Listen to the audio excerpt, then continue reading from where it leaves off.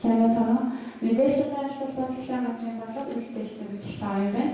Та бүхэн өнөөдөр бүртгэлийн нэгэн багцлаар ялгуулсан хөтөлбөр болон мэдээлэл ажлын хөтөлбөр зам нэгжлэр батлсан захиалсан үндэсний хөтөлбөрийн брэнд хийж байгаа болон хөтөлсөн слогныг товч мэдээлэл гэх юм аа. Аваад саяны дөржин нэгэн хөтөлбөр мэдээлэл ажлын хөтөлбөр захиалсан хөтөлбөрөөр хийж байгаа хэрэгцээ төслөө. За бүртгэл мэдээлэл нэгэн багцлаар ялгуулсан хөтөлбөр болохоор 2008 онд ерөнхий сайдын 4 тооцох хэмжээр бүртгэл мэдээллийн нэгэн багцлаар ялгуулсан хөтөлбөрийн үндэсний хороолт байгуулсан.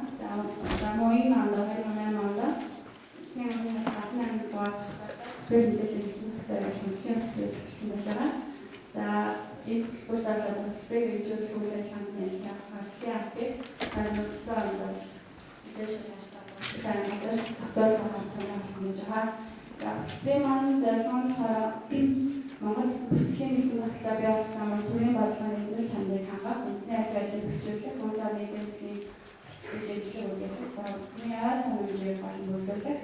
За тэгээд төрөөс бодлогын хэрэгэл бизнесийн байгууллагын үзүүлэлтний бүтэцэлийг хамсуулж бичлэг, бүтээгдэхүүн төрийн шуурхай болгох, за хөтөлбөрийн зорилготой.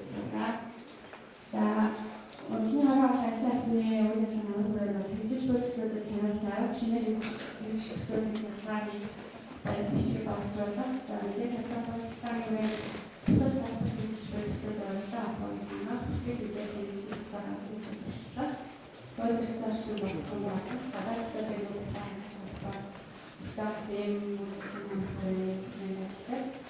За тэгэхээр би зам томоохон төсөлчлүүдийг явуулж үзүүлсэн маань гаднаас зайлшгүй байгууллага бүгдээр